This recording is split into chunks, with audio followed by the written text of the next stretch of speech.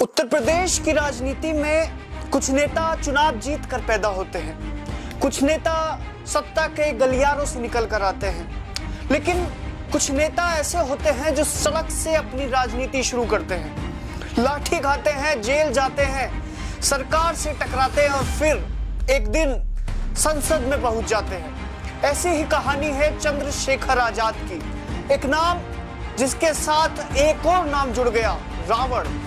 एक ऐसा नाम जो अपने आप में विद्रोह का संकेत बन गया।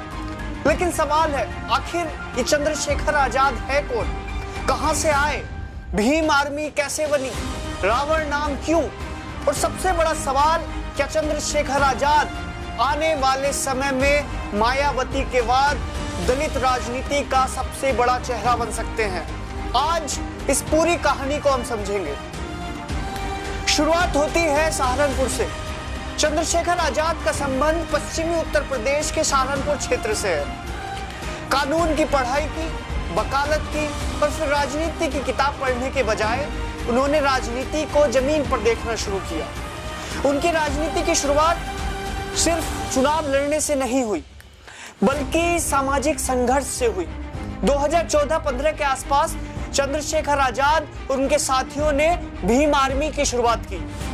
उद्देश्य था दलित और वंचित समुदाय के अधिकारों के लिए आवाज उठाना और शिक्षा के जरिए सामाजिक सशक्तिकरण। भीम आर्मी ने पश्चिमी उत्तर प्रदेश में बच्चों के लिए शिक्षा और सामाजिक जागरूकता से जुड़े काम भी किए। लेकिन राजनीति में सिर्फ काम करना काफी नहीं होता। कभी कभी एक घटना, एक तस्वीर, एक बयान पूरे देश का ध्यान आपकी तरफ खींच लेता है। और फिर आया सहारनपुर 2017। सहारनपुर में जातीय तनाव और हिंसा की घटनाओं ने भीम आर्मी और चंद्रशेखर आजाद को राष्ट्रीय चर्चा में ला दिया। एक युवा नेता जिसे उस समय बहुत कम लोग जानते थे, अचानक देश की राजनीति के रडार पर आ गया और फिर सरकार से टकराव हुआ। चंद्रशेखर गिरफ्तार हुए, उन पर राष्ट्रीय सुरक्षा कानून यानी NSA के तहत भी कार्रवाई हुई और लंबे समय तक जेल में रहने के बाद 2018 में उन्हें रिहा किया गया। अब जरा सोचिए, एक युवा जिसकी राजनीति अभी शुरू ही हुई थी, वो जेल से बाहर निकलता है और उसके पास दो रास्ते हैं, या तो चुप हो जाए या और ज्यादा मुखर होकर सामने आए। चंद्रशेखर ने दूसरा रास्ता चुना। यहीं से बनता है रावण। और सवाल, उन्हें रावण क्यों कहा गया और उन्होंने खुद इस नाम को क्यों अपनाया?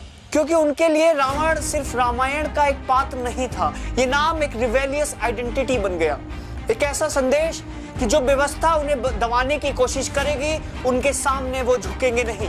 यही इमेज धीरे धीरे चंद्रशेखर की राजनीति पहचान का हिस्सा बन गई। लेकिन यहाँ एक फर्क समझना जरूरी है। इमेज बनाना आसान है, उस इमेज को राजनीतिक संगठन में बदलना मुश्किल, और चंद्रशेखर ने यही अगला काम किया। 2020 में चंद्रशेखर आजाद ने आजाद समाज पार्टी काशीराम की स्थापना की। नाम पर गौर कीजिए, आजाद और काशीराम। एक तरफ विद्रोह की पहचान, दूसरी तरफ बहुजन राजनीति की विरासत। यानी सिर्फ आंदोलन नहीं, अब लक्ष्य था सत्ता में हिस्सेदारी, क्योंकि सड़क पर आंदोलन सरकार पर दबाव बना सकता है, लेकिन कानून बदलने हैं, नीतियां बदलनी है, बजट बदलना है तो संसद और विधानसभा में जाना पड़ेगा। और चंद्रशेखर ने इस बात को समझ लिया था। लेकिन पहला चुनाव इतना आसान नहीं था। 2022 को उत्तर प्रदेश विधानसभा चुनाव चंद्रशेखर आजाद ने गोरखपुर शहरी सीट से योगी आदित्यनाथ के खिलाफ चुनाव लड़ा, लेकिन वो चुनाव नहीं जीत पाए। उनका वोट शेयर करीब 3% रहा। अब यहीं पर बहुत से नेता टूट जाते हैं, लेकिन चंद्रशेखर आजाद के सामने एक और रास्ता था। वो वापस सड़क पर जा सकते थे, लेकिन उन्होंने चुनावी राजनीति नहीं छोड़ी। और फिर आया 2024। अब कहानी में सबसे बड़ा मोड़ आता है। लोकसभा चुनाव, नगीना, एक आरक्षित सीट और सामने बड़े राजनीतिक दल। लेकिन चंद्रशेखर आजाद अपनी आजाद समाज पार्टी के टिकट पर मैदान में उतरते हैं और परिणाम, चंद्रशेखर आजाद जीत जाते हैं। उन्हें 5 लाख से ज्यादा वोट मिले और उन्होंने करीब 1.5 लाख वोटों के अंतर से जीत हासिल की। जिस नेता ने कभी सड़कों पर आंदोलन किया था, जिसे जेल जाना पड़ा, जिसने पहली बड़ी चुनावी लड़ाई में हार देखी, वही नेता अब लोकसभा सांसद था।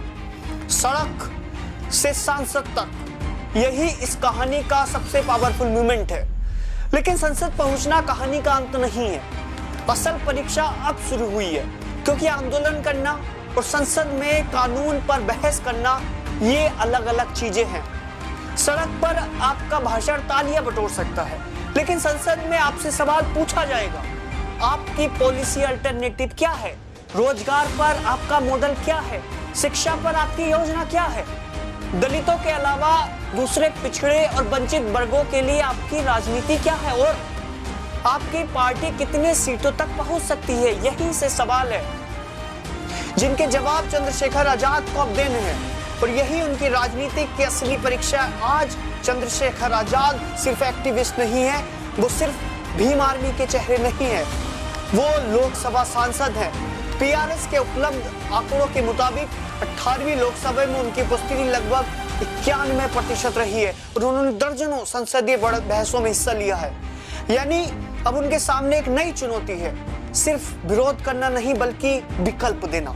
और यही से आता है मायावती वाला सवाल। उत्तर प्रदेश की दलित राजनीति की बात हो और मायावती का नाम ना आए, ऐसा हो ही नहीं सकता। काशीराम ने बहुजन आंदोलन को राजनीतिक संगठन में बदला, मायावती ने उसी संगठन को सत्ता तक पहुंचाया। अब सवाल है, क्या चंद्रशेखर आजाद उस राजनीति को अगली पीढ़ी का चेहरा बना सकते हैं? सवाल आसान नहीं है, क्योंकि मायावती की राजनीति के पीछे दशकों का संगठन था।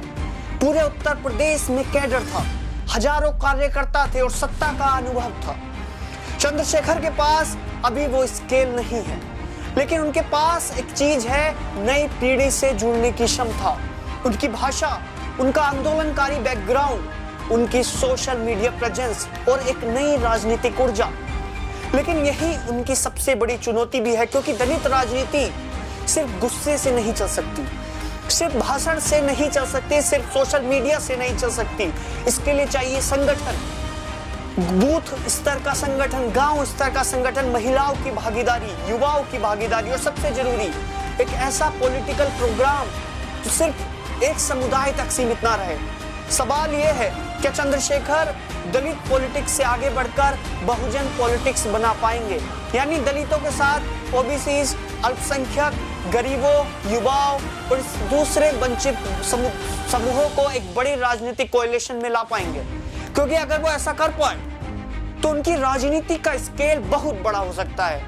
लेकिन अगर नहीं, तो खतरा ये है कि वो सिर्फ एक प्रभावशाली लेकिन सीमित सामाजिक आधार वाले नेता बनकर रह जाएंगे। और फर्क होता है आंदोलन के नेता और राजनीतिक नेता में, यही फर्क है। चंद्रशेखर के सामने 3 रास्ते हैं। पहला, किसी बड़े राजनीतिक गठबंधन का हिस्सा बनना, इससे उनकी पार्टी को सीटें और संसदीय ताकत मिल सकती है, लेकिन उनकी स्वतंत्र पहचान कमजोर हो सकती है। दूसरा रास्ता, अकेले चुनाव लड़ना, इससे उनकी स्वतंत्र पहचान मजबूत होगी, लेकिन चुनावी जोखिम भी बढ़ेगा। और तीसरा, सबसे कठिन रास्ता, अपना संगठन इतना मजबूत करना कि बड़े दल खुद उनके पास गठबंधन के लिए आए। और अगर चंद्रशेखर तीसरा रास्ता चुनते हैं तो आने वाले वर्षों में उनकी बार्गेनिंग पावर बहुत बढ़ सकती है, क्योंकि राजनीति में सिर्फ वोट होना काफी नहीं है। वोट को संगठन में बदलना पड़ता है, संगठन को सीटों में बदलना पड़ता है, और सीटों को नीति और सत्ता में बदलना पड़ता है। काशीराम ने यही किया था, मायावती ने भी यही किया था, और अब चंद्रशेखर आजाद के सामने इसी विरासत की चुनौती है। तो क्या चंद्रशेखर आजाद नए काशीराम हैं? नहीं, इतनी जल्दी किसी को काशीराम कहना ठीक नहीं होगा, क्योंकि काशीराम सिर्फ एक नेता नहीं थे, वो एक संगठनकर्ता थे, एक विचारक थे, और सबसे बढ़कर उन्होंने एक लंबे समय तक बहुजन संगठन खड़ा किया। चंद्रशेखर की कहानी अभी लिखी जा रही है, लेकिन इतना जरूर है, उनकी बात सिर्फ एक चुनाव की कहानी नहीं है, ये एक आंदोलन की राजनीति तक पहुंचने की कहानी है। और सबसे बड़ा सवाल, क्या वो अपने आंदोलन को एक राष्ट्रीय राजनीतिक शक्ति में बदल पाएंगे? क्या नगीना सिर्फ शुरुआत है?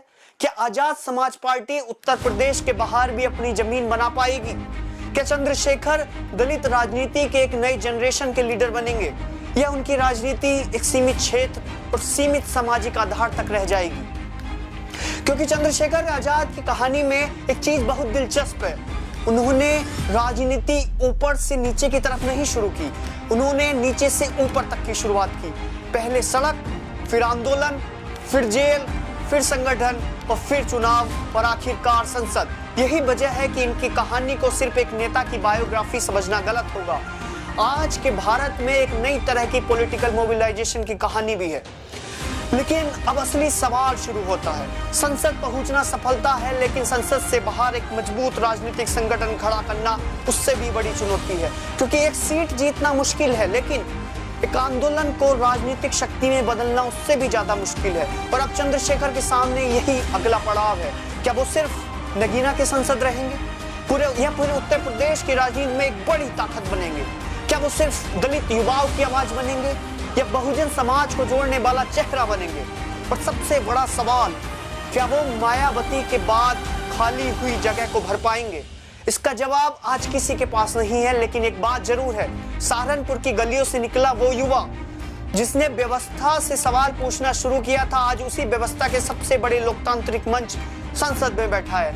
और उससे सिर्फ सवाल नहीं पूछने हैं, उसे जवाब भी देना है। क्योंकि सड़क पर पैदा हुआ नेता जब संसद में पहुंचता है तो उसका आंदोलन इतिहास बन सकता है, लेकिन अगर वो उस आंदोलन को संगठन और संगठन को राजनीतिक शक्ति में बदल दे तो यही नेता इतिहास लिख भी सकता है।